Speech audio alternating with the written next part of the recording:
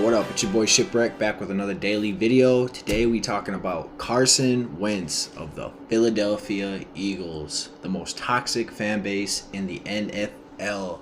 As many of you all know, Carson Wentz is on the trading block and his career has been kind of in the dumpster lately. But I see two paths that lead out of Philadelphia. Indianapolis, Chicago.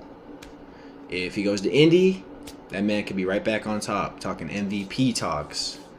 If he goes to Chicago, I don't know, man. Body bags. It's over. All right, but first, a little background on Carson Wentz for some of y'all who don't know. The North Dakota prodigy, played at North Dakota State University, was an absolute demon. He was actually the quarterback when I went to school there, so I seen a couple of his games live when he was in college. They could not stop that man. He brought the fifth straight Natty champ to North Dakota State in Fargo. He was the number 2 overall pick, went to the Eagles. As we talked about, the most toxic fan base in the NFL probably. Had a great first couple years up there, and then got hurt when the Eagles were 11-3.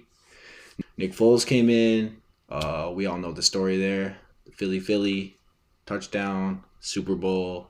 Carson Wentz, man, it's just been rough for him, man. I feel like his spirit's been broke.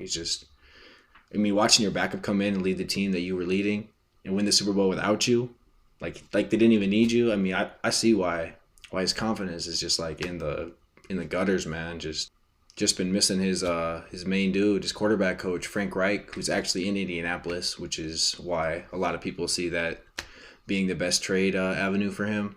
If Carson Wentz can get on that Indianapolis Colts team with that great defense and a pretty good offensive line, and if they re-sign T.Y. Hilton, depending on who they draft, they could definitely be deep playoff Super Bowl bound with them.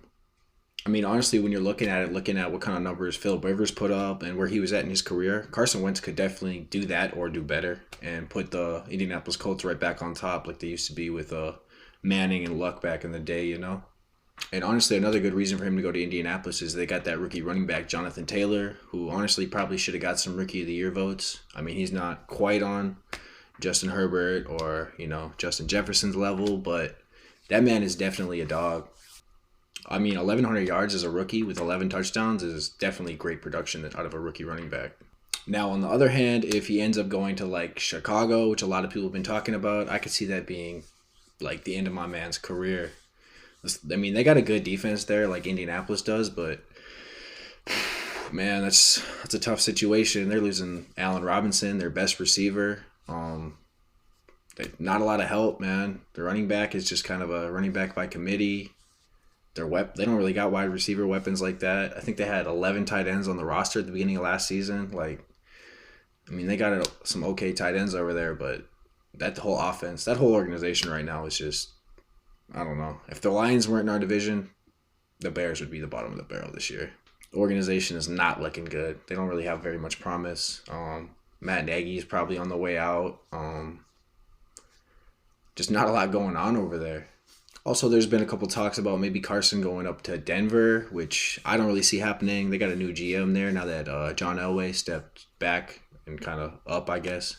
Kind of a promotion he gave himself, but he's not really running shit down there as far as personnel anymore.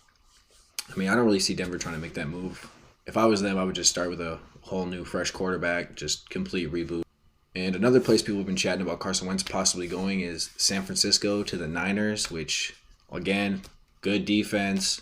They have more weapons than I would say Indianapolis does on offense.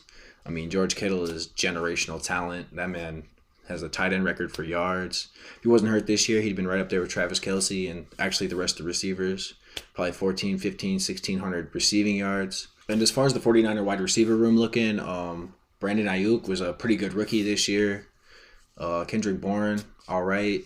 They're going to lose Jordan Reed, but they already have George Kittle. They're going to lose some of the defensive players, not a whole lot.